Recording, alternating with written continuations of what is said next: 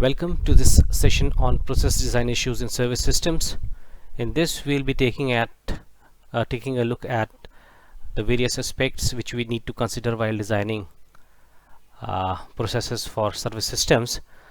We'll be targeting getting a better understanding of how, on what account the service systems are unique and different from the manufacturing service systems of products, typical products. And we'll also see the three types of design of service processes. Then we'll also try to develop an understanding about the degree of complexity and degree of divergence in service systems. And finally, we'll learn about the concept of service process metrics. Now, to begin with, let us try to understand that how design of service systems is different from that of manufacturing systems. There are some unique characteristics which we need to consider in service systems, which are otherwise not so prevalent in manufacturing systems. In service systems, we'll find that customers are an integral part of the systems, and the organizations need to incorporate the nature of interactions with customers, the scope and role of customers in their service design. So we'll take a look at these aspects in more detail in later slides, but the crux point is that there are different decisions which need to be taken, and these decisions are taken in service systems keeping in view that customer is an integral part, and we have to design our capacities, we have to choose our locations, we have to choose our layout of the system, keeping in view the customer as the focal point of consideration. So we'll be taking minute details into consideration while taking decisions on all these aspects. Now, there are some terminologies which are important when we are talking about process design issues in service systems. The first is the concept of customer contact.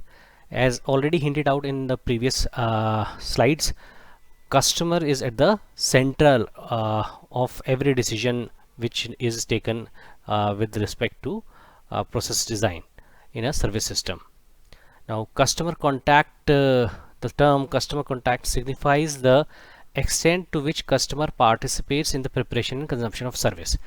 So how much interaction a customer will be having with an organization in service system, that is considered an important aspect in service systems. Now there is the nature and intensity of interaction also with the customer that has to be taken into consideration. So we'll develop a better understanding or more detailed understanding about this concept in subsequent slide through an example. Then there is a concept of degree of complexity also. So if your organization is offering services which involve several steps, and those steps are executed or are to be executed in sequence, so the more the steps, the more complexity it brings in.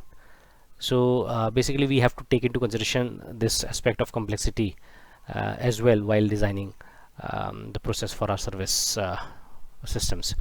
And then there is another concept of degree of divergence, and it relates to the different options or variety which is extended to a customer through the various steps which we just referred to in the previous concept of degree of complexity. So one is the number of steps which are there, so that is related to degree of complexity, number of steps while offering a service. And second is the variety, the options which are made available to a customer during execution of these steps, which brings in the degree of divergence.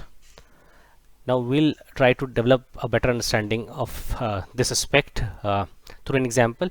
So let us take an example of two restaurant systems which are there. One is having a low customer contact and the other is having a high customer contact. So suppose a customer walks in and he wants to avail a service of having a lunch, any meal for that matter of fact, at one restaurant which is having a low customer contact orientation. So typically what will happen in such a system is that a customer will walk into the cash counter. He or she will the customer will make a payment and pick up his her coupon for the food item which the customer chooses. So he might for lunch choose, say, North Indian thali or South Indian thali. So after picking up the coupon, the customer will walk into the delivery counter, wherein the food, the desired food, will be handed over to him or her as per the token issued to him or her, and the customer will pick up the food and have his lunch. And after having lunch, the customer will leave the restaurant. So this is an example of typical self-service model in which there is comparatively a low customer contact. So in contrast, there can be another arrangement or another option available, another variation available, which is of high customer contact, in which a customer will walk into a restaurant, then take a seat and at one of the tables, and then go through the menu of offerings at that particular restaurant, and then the customer will place an order for food according to his or her choice. Then the food will be prepared and served at the table where the customer is sitting. So basically in this system we see that a person, a customer and the organization employee will be having a close interaction at different levels and different places. So once when the menu of offerings is extended, so menu card is extended, there an employee of the restaurant will be there involved, then somebody who will take the order from the customer for food, that is another interaction. And then the food, when it is served at the table, there it is the delivery person serves the food at the table. So that is another example of customer interaction. So there are many levels of interaction. So this is an example of a high customer contact system. So where we have a low level of customer contact, there we can have a system highly standardized, and pursuing efficiency goals means we are trying to bring in efficiency, that is low cost operations, by standardizing the processes. Fixed options are available, so personalized options are very rare in such organizations. Compare it with an organization which focuses on high customer contact, so it will take into consideration various aspects related to satisfying customer requirements. So there will be a variation, a trade-off between its efficiency and effectiveness of service delivery measures. So it will be difficult for such an organization to purely pursue efficiency goals by standardizing its processes, because different customers will come into the restaurant, might come into the restaurant, offer different options, different combinations of food choices, and so to make a customized offering of service to such customers, it will be difficult for the restaurant to standardize its processes to an extent wherein only the focus is on bringing down the cost of efficiency. So they will have to have more employees to cater to the requirements of these customers. So basically low customer contact and high customer contact, wherever they are involved, there is a difference between designing a system for such organizations or such cases. Now let us take another example of setting up a restaurant. So when we initiate setting up a restaurant, we'll have to take into consideration all the aspects which we have discussed in the previous slide. So how close contact a customer would be having, or what we are targeting, how close contacts, the level of contact the customer will be having with the service officials of our restaurant, that we'll take into consideration. We'll take into consideration that what all different alternatives will be available, offered to a customer. So accordingly that thing has to be taken into consideration while designing the restaurant process design. Then which kind of technology will be using, so whether automated kitchen or automated aspects we can bring into our restaurant, that decision needs to be taken, keeping in view the aspects of customer contact, degree of complexity and degree of divergence. So basically what we mean is the layout of the restaurant, what kind of experience, so the designing aspect, the experience aspects, whether we want to have some music at the restaurant, or we want to offer some customized options to our customers. All these aspects will be closely considered while designing the process for such a new restaurant. Now, based on the level of customer contact, that is whether we are having a low level or medium or high degree of customer contact, we classify the service processes into three major types. So if in case we are having a low degree of customer contact, then that is an example of quasi manufacturing system. If we are having a medium degree of customer contact, so that is an example of mixed service system, service process. And if in case there is a high degree of customer contact, then we call it a pure service process. So there is a classification done, and the level of customer contact, as we have already seen or discussed in previous slides, it has an important bearing, a significant bearing on our decisions. So the implications of the level of customer contact are huge for any organizations which is into service operations, and the efficiency of operations, how much capacity will be built into the system, what will be the location choice. Like in the case of a restaurant, we'll have to consider that where we should locate a new restaurant based on where we are most likely to find our potential customers. So the location choices also are affected by the customer contact aspect. Then how we'll control our operations, where we'll be pursuing efficiency, effectiveness, or a mix, a balance, try to strike a balance between these two goals, that is low cost operations versus customized offerings, or variety offerings to customers will be offering. All those aspects are decided based on the level of customer contact which we have. So what we essentially mean to say is that the level of customer contact has important bearings on all these aspects in design of service processes.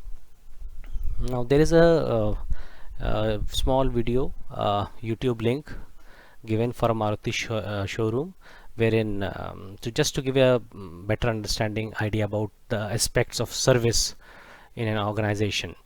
So you can go to this particular link and see that small video to just to experience the customer contact aspects and service operations aspects, which some of which we just discussed. Now let us try to understand in the concept of degree of complexity. So we have taken example of two airlines. One is the low cost airline and the second is the full fare airline. So with respect to ticketing options, the low cost airline will offer very few steps, like it will be providing alternative options and schedules to its customers to choose from depending on their flight requirements. And once they have chosen the schedule when they want to fly or undertake the journey, then they make the payment.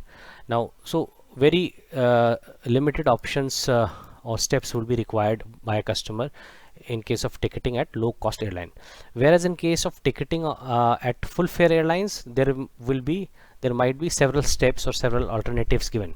So a customer will search for the alternative flight options on a given date on which he or she wants to undertake a journey. Then he will or she will select the schedule which suits him or her. Then she or he will select a seat. That seat option, selection option, is also given at the time of ticketing in full fare airline, which is not there in case of low cost airline. Then meal preferences. A customer, well, at the time of booking a ticket, can choose what kind of meal: vegetarian meal, non-vegetarian meal, or various options within those. They can be chosen right at the time of ticketing in case of full airline. Then the payment option. It might be possible in full fare airline that there is a concept of miles, accumulating miles through frequent flyer account, and you can make a payment through your miles accumulated from previous journeys, along with the if you have adequate miles, you are a frequent flyer, you have adequate miles, then you can make the payment for the current booking of ticket through your previously accumulated miles, or a combination, like if there is not adequate miles accumulated, then part of the payment is can be done through miles accumulated, and part payment can be done through online cash, credit card, debit card mode. So those options are given in case of full fare airline, which are not there. So basically, similarly, we see that in case of checking and boarding also, in a low cost airline, there will be simply a process where the customers will reach the airport counter of that particular airline, obtain a boarding pass, and board a flight. Whereas in case of a full-fledged full fare airline, you obtain a boarding pass, then you are also given an option of through check-in, that is a priority check-in option might be given. You will have an option to update your frequent flyer details. You can access the lounge facilities at the airport for such airlines, and you can then board the flight. So different options and different steps, more steps are available. So in case of a full airline compared to low cost airline, so degree of complexity in full fare airline is more compared to low cost airline. Now the concept, now let us try to develop a better understanding about the concept of degree of divergence. Again, taking the same example of low cost versus full fare airline, we see that with respect to online booking, in case of a low cost airline, just the air ticket and insurance service can be extended, whereas in case of a full fare airline, we can have the option of air ticket combined with insurance, then hotel bookings you can do, airport transfers means the travel between your residence to airport, and then from airport to your residence back, or to a hotel where you want to stay during the journey, cab booking for local travel. All those facility, the options, service options will be extended in case of full fare airline. So more variety is there in terms of offerings being made to a customer at full fare airline. Similarly, regarding fare options, so there will be generally a low cost fare option extended by a low cost airline, whereas in case of a full fare airline, there will be several options. So a non-refundable economy class fare you can book the ticket at, or you can book a full fare. So there is an organization called Airline Passenger Experience Association, which keeps a track of passenger experience aspects at various airports and airlines. You will have an option, like whether you want to go for economy class booking or full fare booking, or with non-refundable option or refundable option. So in case of a full fare airline, now with case of class where in you want to undertake a journey, so for low cost airlines there is generally just one class of economy class, with the low airfare being the focus, and in case of full fare airline there will be multiple options, like it can have an economy class, it can have a club class, first class, business class. So you have different options to choose from with respect to cabin class in full fare airline contrasted to a low fare airline. Now with respect to meal preferences also, you will have more options in full fare airline. So there will be limited onboard sale of there might be limited onboard sale of maybe snacks and meals in low cost airline, but in a full fare airline you will have many more options of meals. So Asian vegetarian meals, non-vegetarian meals, Jain meal, diet meal, fruit platter, and different choice of juices, beverages you will have in full fare airline. So more options basically you get in full fare airline for each of the service uh, which is extended. So during the steps, more options, varieties are extended to customers in full fare airline. So this is an example of more divergence in the service offerings compared to low cost airline, which has limited offerings. And wherever low customer contact is there, or we are focusing more on efficiency, or we are standardizing of processes to achieve efficiency, there we'll have low degree of divergence. And wherever we are having an option of customizing, making customized offerings of service to customers, or our main objective is to please to the maximum extent a customer by offering multiple options for service, there we'll have low degree of divergence. They will have more degree of divergence. So standardized process, that is cost focusing on efficiency, there is low degree of divergence. And when we have non-standardized processes and we are offering customized offerings, more variety, there we have high degree of divergence. Now this we have summarized the concepts of degree of complexity and degree of divergences for the low cost and high cost high fare ticketing options and other offerings from the airlines, full fare and low fare, in this particular table. So it summarizes just what we have discussed before. So there are more offerings, more steps involved in case of a system with high complexity divergence, and contrasted with it in a low complexity low divergence system, there are very limited steps involved and limited variety options involved. So this you can take a look at in a restaurant also. We have different processes with respect to services, and we have different varieties, different steps in low complexity system versus high complexity system, and low divergence system versus high divergence systems. Now, so in a nutshell, what we have learned is that there are important aspects which we need to consider in design of services, and these are related to divergence. Divergence is a reflection of how much customization in services we want to offer to our customers, and how much interaction we'll be having with our customers. Now both these aspects finally also reflect in terms of the kind of customer contact which we'll be having, and then the kind of number of steps in our service offerings which we'll be having, that is denoted by the concept of complexity. And according to complexity, if there is more complexity, we'll require more labor. As we'll be having more offerings, we'll be having more steps, so we require more manpower, so labor intensity will be more in such systems. So standardized processes for systems targeting on efficiency, there we'll be having low divergence, low level of customization, low interaction with customers, lower level of customer contact, that is lower complexity, and lower requirement of lower or lower intensity. Contrasted with it, in case of systems which offer personalized or customized service offerings, there will be have more customizations offerings, more interaction with customers, more customer contact we'll be having in such systems, and hence more complexity associated we can have in the such systems, and we'll be requiring more labor in such systems. So there is a small video which you can see which is related to the service system design and operation aspects in the Vedanta Medicity organization. And then the third important aspect which we need to learn about is the concept of service process matrix. So it is basically an attempt which provides alternative process design choices on the basis of degree of labor intensity and the degree of interaction and customization. So we have two axes.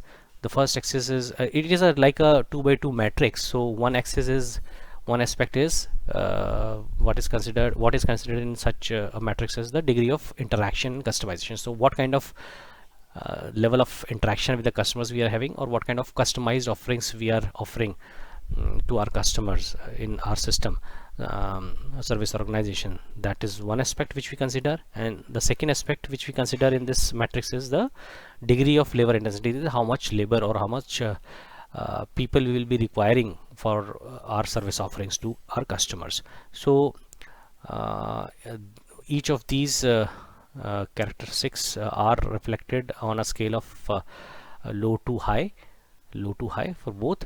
And wherever there is a low level of interaction and low level of customization, the system will resemble more like our mass production system in manufacturing systems. So when we have low level of degree of interaction and customization, so it will be like a service factory concept, a service factory kind of organization and the examples are low cost airlines, trucking, and fast food restaurants. And when the degree of labor intensity coupled with low degree of interaction customization is there, then we'll have a system which is akin to mass service, and retailing, education, and wholesale business are examples.